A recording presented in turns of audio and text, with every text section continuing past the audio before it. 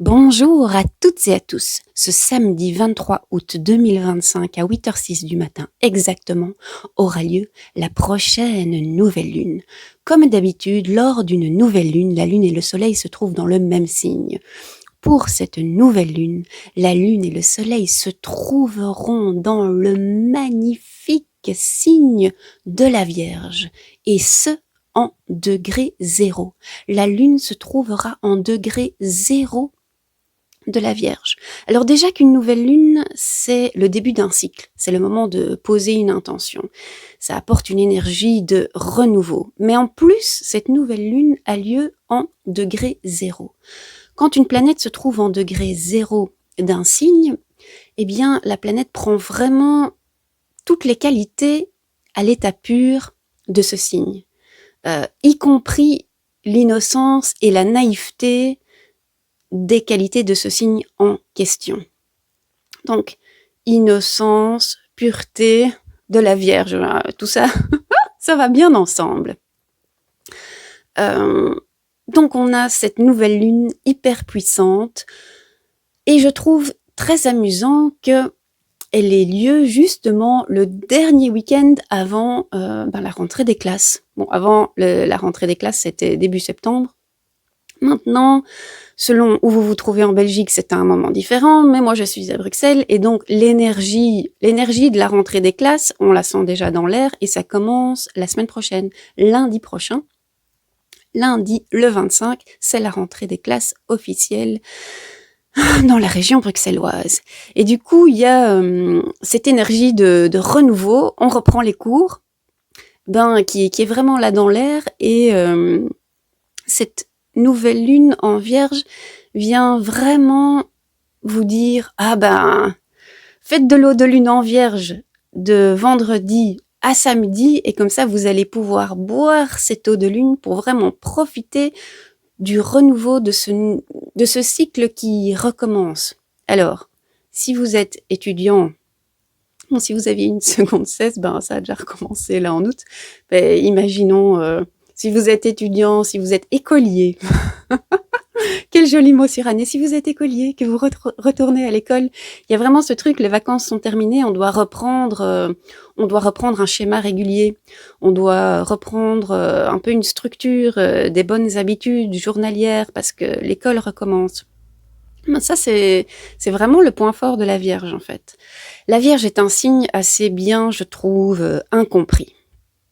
Parce que c'est un signe de terre, hyper efficace. C'est l'efficacité incarnée, la Vierge. C'est le signe le plus à même de se tenir à toutes ces bonnes habitudes journalières qui, si on regarde jour le jour, ça a l'air un peu petit, un peu ennuyeux. Mais en fait, toutes ces actions mises les unes derrière les autres vous donnent la base pour créer de vrais empires. Et la Vierge, elle est vraiment hyper douée pour ça. Souvent, elle est, on va dire, jugée, elle s'en prend parfois un peu plein la figure, en fait, la Vierge, parce qu'elle a ce côté perfectionniste, elle a ce côté, moi je sais ce qu'il faut faire, donc je vais t'expliquer, qui est parfois pas le plus sympathique, alors qu'en réalité, on ne voit pas à quel point, quand vous avez une Vierge de votre côté, elle veut vraiment à fond que vous réussissiez, en fait. Donc c'est un allié magnifique.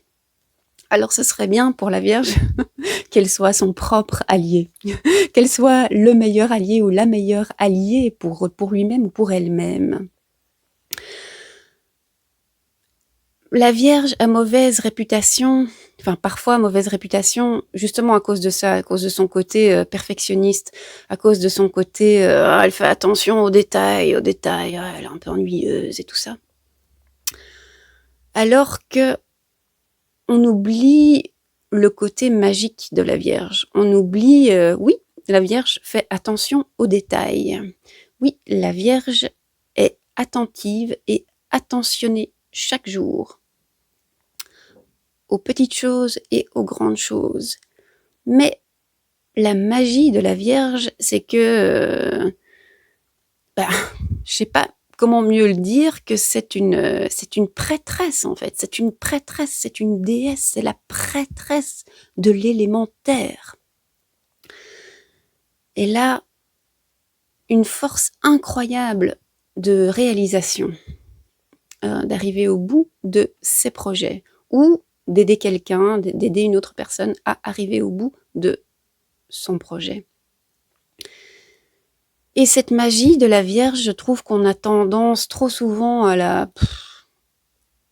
vite passer dessus en se disant oui, c'est rien de magique en fait. Les petites choses du quotidien, c'est pas magique, c'est ennuyeux. Non, non, non, non, non. Changez de regard, les amis. C'est magique. Et donc, si vous voulez vous connecter à cette magie de la Vierge qui prend soin des autres et qui prend soin d'elle-même au jour le jour, j'ai envie de dire avec discipline, mais on va changer d'avis sur le mot discipline. Vous savez bien que j'aime bien changer la définition des mots. Mais pour l'instant, prenons le mot discipline. Si vous faites de l'eau de lune, donc en sortant votre carafe d'eau minérale de vendredi à samedi, après vous pouvez boire cette eau de lune en demandant qu'elle vous aide à prendre des bonnes décisions et surtout à vous y tenir. Mais ce sont surtout des décisions par rapport à votre structure. Donc à votre structure, à vos bonnes habitudes, en fait, à vos bonnes habitudes quotidiennes, que ce soit des habitudes par rapport à vos actions, que ce soit des habitudes par rapport à vos émotions, par rapport à vos pensées, ce sont toutes les habitudes quotidiennes. Peu importe ce sur quoi les habitudes portent. Eh bien, cette eau de lune va vous permettre non seulement de découvrir quelles sont les meilleures habitudes à mettre en place pour vous, mais aussi à vous y tenir. Et en fait, quand on pense se tenir à ces bonnes résolutions, le premier mot qui nous vient en tête, c'est souvent le mot discipline. Eh bien, changeons d'avis sur le mot discipline et remplaçons le mot discipline par un mot que moi je préfère, qui est un mot dévotion.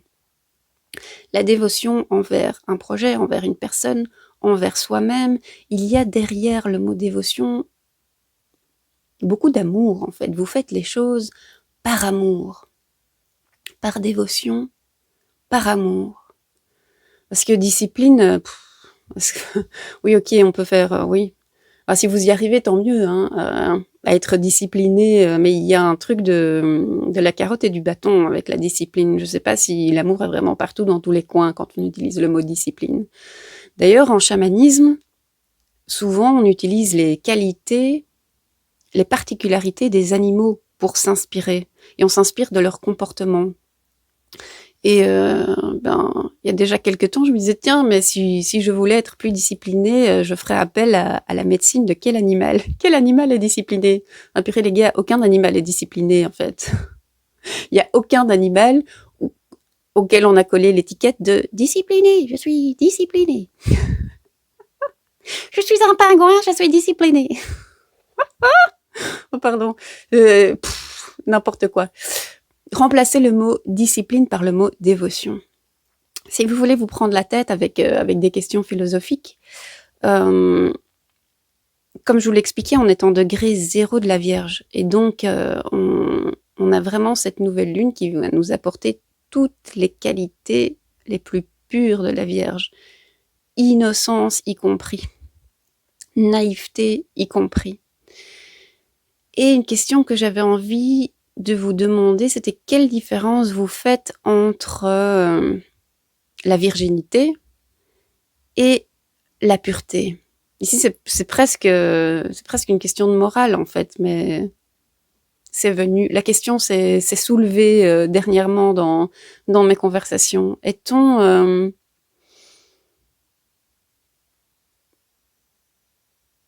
si on a une définition de qu'est-ce qui enlève la virginité, on était vierge, on ne l'est plus. On a presque une définition scientifique. Si on parle de notre âme ou de qui on est fondamentalement, qu'est-ce qui nous enlève notre pureté? Enfin, et d'ailleurs, sous question, y a-t-il vraiment quelque chose qui est capable de nous rendre impurs? La Vierge poussée à l'extrême, c'est un peu monsieur, madame, je sais tout et j'analyse en détail ce qui se passe et je classe dans une colonne, ça c'est bien et ça c'est mal. Un peu comme le Sagittaire. Mais